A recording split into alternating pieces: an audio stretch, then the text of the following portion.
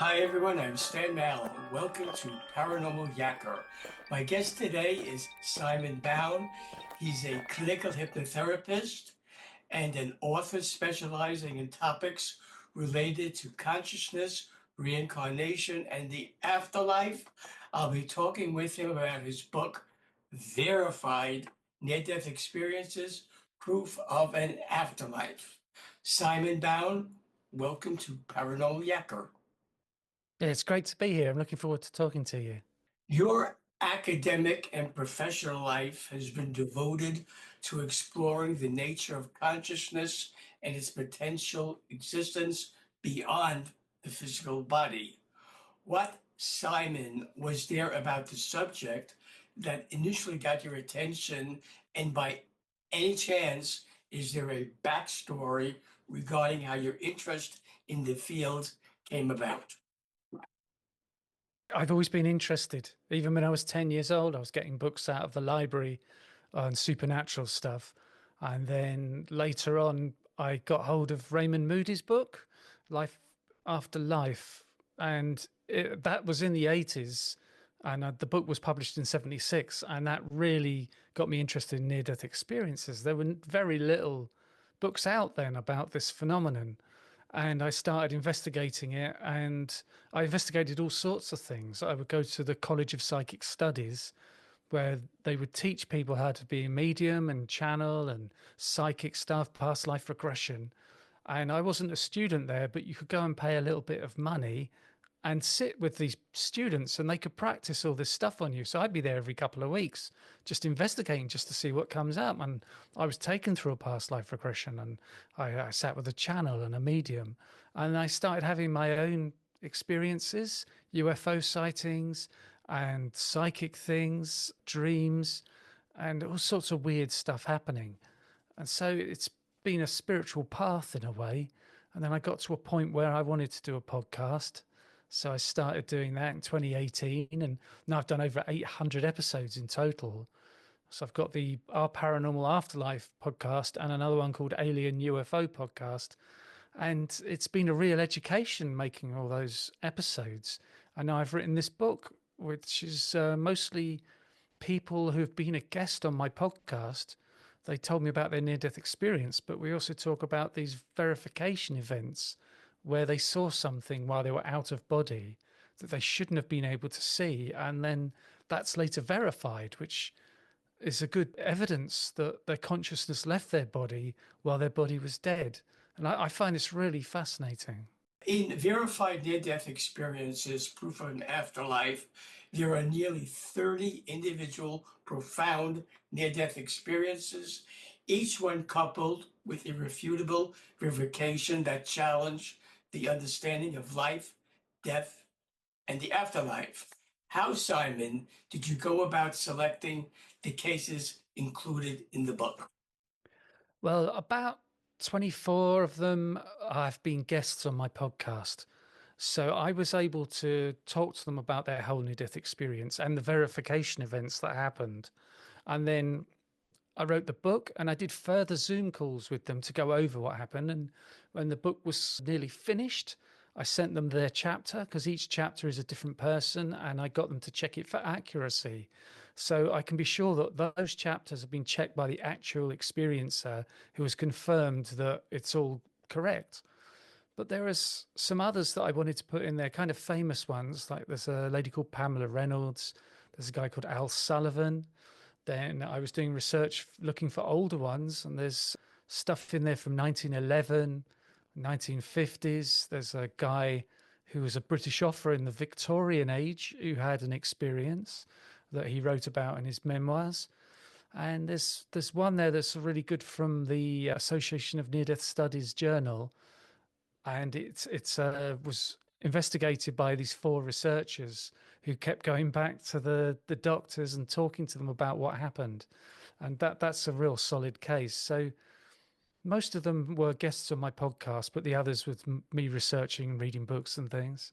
Detailed descriptions of events that occurred while the experiences were clinically dead are given. Can you, Simon, give me one or two examples of people who described events that were taking place while they were clinically dead. Yeah, so there's Barbara Bartolome. She was having an operation on her spine, and the day before they wanted to do a test where they inject some ink. I don't know what sort of ink, some special ink into her spinal cord at the base of her skull. And then the table she was on had a motor on it that would tip it up, and the ink would go down her spine, and they could use x-ray stuff to see if there was a leak anywhere in her spinal cord. So they knew where to operate. And the guy controlling the table pushed the wrong button, and it went the wrong way, and the ink went into her brain, and basically she died on the table there. And so all this emergency stuff started happening. A nurse got on the phone calling for a defibrillator trolley, and two x-ray guys started doing CPR, and they were doing it 2 minutes, the chest compressions, then they'd swap. And the neurosurgeon was in there, and the orthopedic surgeon, and another guy came running in and with this device, and he attached some of those stickers on her chest. They could measure her heartbeat, and you could see it was flatlined. And she saw all this happening from a vantage point on the ceiling. And so when she was resuscitated, after about 20 minutes, they'd stabilized her, and she pulled her oxygen mask off and said, "Well, what just happened? I saw you do this and you did that." And all these things they did to resuscitate her, and everybody's actions and their conversation, she correctly accounted for all of it. And the people where she was, where it happened, they knew that she was dead because they knew her heartbeat was flatlined. And I had a guest on my podcast, Eben Alexander, who was professor of neurosurgery at Harvard Medical School. He told me that when your heart flatlines, within about 20 seconds or so, your brain will flatline and you're dead. And it's impossible to make and retain complex memories. But that's exactly what happened with Barbara Bartolome. And the neurosurgeon couldn't handle it. He stood next to her, and she said he clenched his fists and his teeth, and he said, "I'm not going to stand here and listen to this." And he stormed out the room. But the orthopedic surgeon sat with her and said, "Okay, go over it again. Tell me exactly what happened." And all the people in the room were listening while she recounted it all. It's been difficult to talk to the hospital about it because they know it's their fault that she died then, and they're liable. So no one wanted to confirm anything for her. I really like that case because it's very solid. But there is a skeptical argument that says, well, she was in that room, her body was there, and she may have had some form of consciousness. She may have heard things going on and hallucinated it, which is very unlikely. She had other spiritual stuff happen while she was in that space. So there's another case in the book where this guy sees things happening 7 kilometers from the hospital while he's being given CPR in his bed. And that's a guy called Tibor Putnoki. He was a Hungarian. In the early 90s, he went into hospital with very high blood pressure. The doctors said they were very worried about him. He didn't know if he'd survive. And a little while later, he just found himself standing in the ward, and he felt fantastic. And these nurses were running past him and a doctor, and they were crowding around a bed, and he looked around and he thought, must be a VIP patient there. They're getting so much attention. He didn't realize it was him. And he looked at the room to the side of the ward. There was a two-way mirror. So the nurses could see out of that room into the ward, but you couldn't see in that room from the ward. And he wondered what was going in there. And then instantly he was kind of teleported into that room. And there was a nurse with a trolley by a cabinet. She was getting all these things out of the cabinet really quickly, putting them on the trolley. She dropped something and it went under the cabinet. And he wondered what that was. And suddenly he found himself just a few inches from it. And he read the label on there and the serial number. And then there was a nurse on the phone talking to her husband. And he started listening into this phone call. And he knew what the husband was saying. And they were talking about the children were ill, and she was trying to tell him where the phone number was for the doctor. Because, early 90s, we didn't have mobile phones. You wrote the numbers down in a book yourself. And he thought about that man, and then again, he teleports. He's instantly in the apartment with this man that's 7 kilometers from the hospital. So he could see the furniture, the books on the shelves, the carpet. And he noticed this guy's socks. and they had lots of little animal pictures on. And he thought to himself, what sort of a man wears socks like this? To cut a long story short, because he had a life review and these other spiritual things happened to him, um, after he was resuscitated, the doctor sat with him and said, so you were dead for 9 minutes. What happened? So he told him about the nurse at the cabinet and the thing that was dropped underneath. And the doctor went and looked under the cabinet, and there it was, just as Tiber had described it. And he even got the serial number correct on that. And then they talked to the nurse who was on the phone, and she confirmed the call, the content of the phone call. And the doctor said to her, do you know this man, Tybor? Has he been to your apartment? And she said, no, never. So they went to the apartment, the doctor and the nurse, and he looked round. It's exactly as Tybor described it. And when he came back to the hospital, he was holding those socks in his hand with the little animal pictures on. So there's several instances of things that happened that were all confirmed. And they knew that this phone call happened while he was dead, effectively, in a bed. Then they were giving him CPR. So that's a whole series of verification events there. And I like that one as well. Veridical near-death experiences offers one of the most compelling lines of evidence for the possibility that consciousness can exist independently of the brain. What, Simon, is it? And can you tell me about Maria, a woman in Seattle whose veridical near-death experiences is one of the most famous ones on record? Yeah, she was in hospital and she had her near death experience. And during it, she left the hospital building and went above it. And she saw this tennis shoe on the roof. And so after she was resuscitated, she told them, the medical staff, and said what color it was, the angle it was lying at, the scuff marks on it, where it was on the roof. And there's a nurse called Kimberly Clark. She went to look for the shoe through the window, couldn't see it. Went outside the hospital looking up, couldn't see it.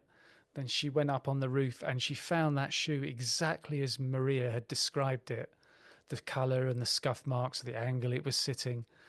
And the nurse, Kimberly, knew absolutely you could not see that shoe from if outside the hospital or from that hospital room that Maria was in. There's no way she could have known about this shoe and known the details of it. That's a famous case because it's so solid and veridical. You, Simon, write about a man who apparently died at birth, was resurrected. How did that story play out? One at the beginning of the book, so Raymond Moody was talking about it.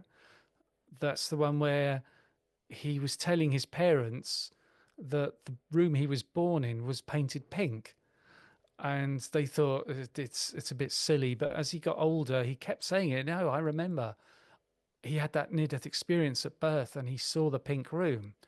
And the thing was, his parents were in the military, and he had been born in the Philippines. They contacted the hospital and actually got hold of the doctor who delivered the baby and said, what colour was the walls? And the doctor said, well, we had pink walls then. We'd run out of all the other coloured paint and we needed to paint the room, so we had to paint it pink. So this guy, he'd had that near-death experience when he was born, and he still remembered that room and the colour of the walls. And they'd moved back to the States when he got older. There's no way he could have seen it as a child or when he was growing up. David Wallace was born on the Hawaiian island of Molokai, often regarded the most spiritual island in the Hawaiian chain. During his life, he has had 4 near-death experiences. How rare or common is it, Simon, for someone to have multiple near-death experiences? I don't think it's very common. I have talked to a few people. There's Yvonne Caisson's had more than one. PMH Atwater's had more than one. Then there's Wendy Rose Williams had 4. And I'm not sure why this happens. There's a woman in my book called Deborah King who has 2. Because I wonder, why does somebody have a near-death experience? Because there's lots of people who have, say, a cardiac arrest and their brain flatlines and they're resuscitated. They don't remember anything, no near-death experience. So why do some people get it and others not? And then there's that next question, why would somebody have multiple near-death experiences? And I wonder if the spirit world is in some way orchestrating it and giving it to them because they need it for some kind of spiritual reason. Maybe their life's off the path it should be on, or that they need, like what you might call a spiritual kick up the pants to get them on that spiritual path that's supposed to be on. But then there's other people like Franco Romero in my book. He was 6 months old when he had his near death experience. He didn't remember it till he was 15. So maybe there are people out there who have near death experiences, but they don't remember them immediately. It could be years later, it starts coming back to them. And with Franco, he wondered if these were powerful dreams were just nonsense and it was just his brain making stuff up, until he talked to his mum about everything he'd been seeing in these dreams, and she confirmed it was all correct. He had nearly died while he was in hospital at 6 years old, 6 months old. Amongst the experiences you interviewed are those who give vivid insights about visiting the other side and describe meeting ancestors there who they never met before, only to later recognize them in old photographs or through family stories. Can you give an example of one of those experiences? There was one lady who, when she was in that's kind of out of body state, there was a woman with her who she didn't recognize, and this was a spirit. It wasn't somebody who was still alive. And she asked her, "Who are you?" And this woman said, "I'm the one that named you." After the near death experience, a lot of other things happened to her, but after that, she was home recovering, and it was like 6 months of recovery because she had such an awful thing happen to her to cause the near death experience. And her mother was going through loads of old family photographs, and the woman that had the near death experience came over to the desk and looked over, and there were all these women dressed in 1950s clothing standing together, and there was the woman was in the near death experience. And she said to her mum, "Who's that?" She was in the near death experience. And her mum said, "Well, that's your grandmother, but she died before you were born." And this woman said, "She told me, she named me." And then her mum started crying and said, "She was alive while I was pregnant with you. And she told me that we should give you this name. And that's the name I gave you. But I never told anybody where I got the name from. There's no way that the woman called this name could know that's who named her. Her mother had never told anyone." So that was a nice verification. That's a woman called Crystal Faith, and it was her grandmother who said we should call her Crystal Faith.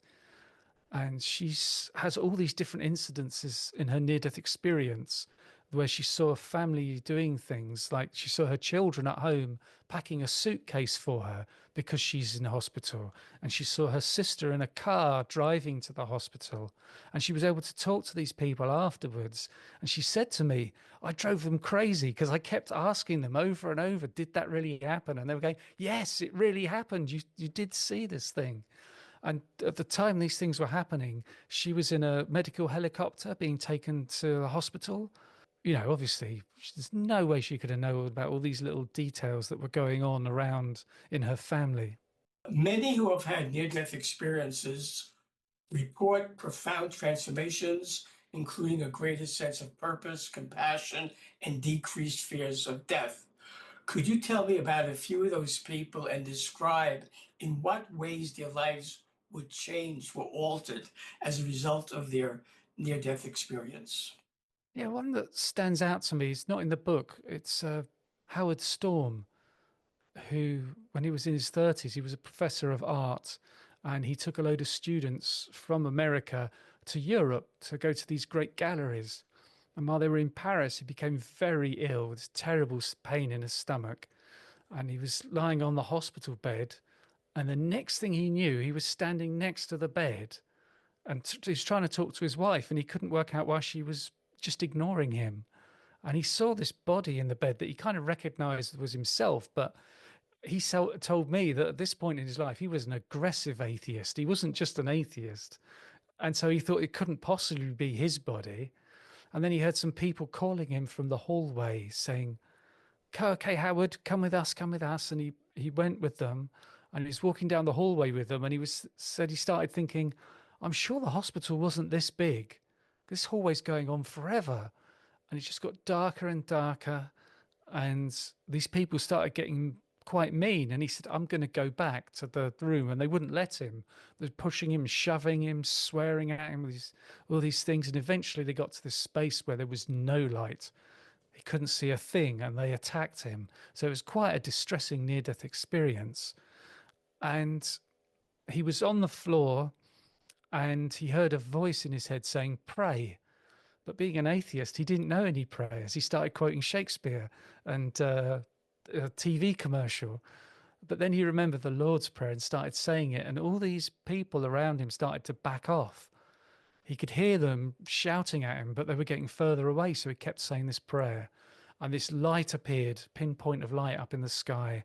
And it came down and he was lifted up into the light. And he said it was Jesus that lifted him up.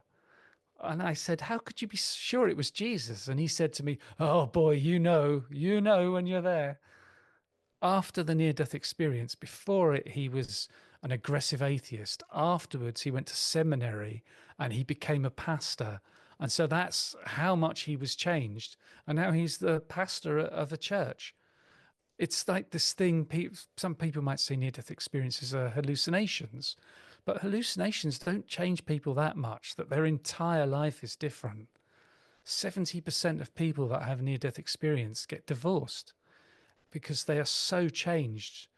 And I think there's a thing though that people become much more worried about the environment and the climate, and they're no more longer interested in making loads of money and having all these material things.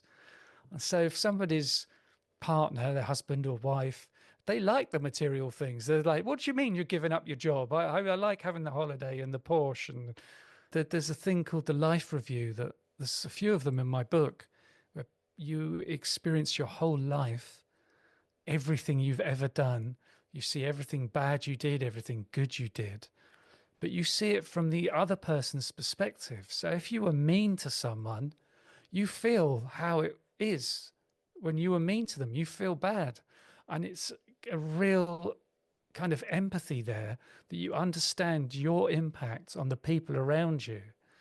And I think because you feel how bad they felt, when you come back from it, you have a totally different attitude to how you relate to people, and you don't be mean. I find in my podcast, I've done 350 episodes. I find that the people that have had near-death experiences are so good to deal with. They're so nice and they're very generous people and caring. And it really stands out. So the near-death experience can really change people. Should viewers of Paranormal Yakker want to buy verified near-death experiences, proof of an afterlife, learn about other books you've authored, your podcasts, and past life regression sessions, how, Simon, can they do that?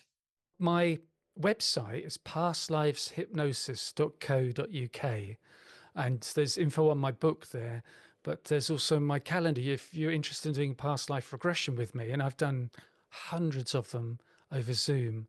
You can book a free 20-minute consultation to talk about what you might want to achieve. My book is on Amazon. It's worldwide. I've also got it on other places like Barnes and Noble, and they probably won't have it on the shelf. You have to order it in, or you can order it from their website. And my podcast is Our Paranormal Afterlife, and the other one is the Alien UFO podcast. So you can find those on Apple and Spotify and everywhere.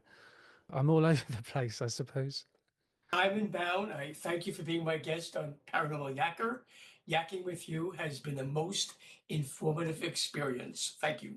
Thank you. It's been a pleasure. It's great talking to you. Hi, everyone. This is Stan Mallow, the Paranormal Yakker. I hope you enjoyed the interview you just watched. So that you don't miss any upcoming shows, be sure to subscribe to my free YouTube channel. To do that, just press the subscribe button on your screen.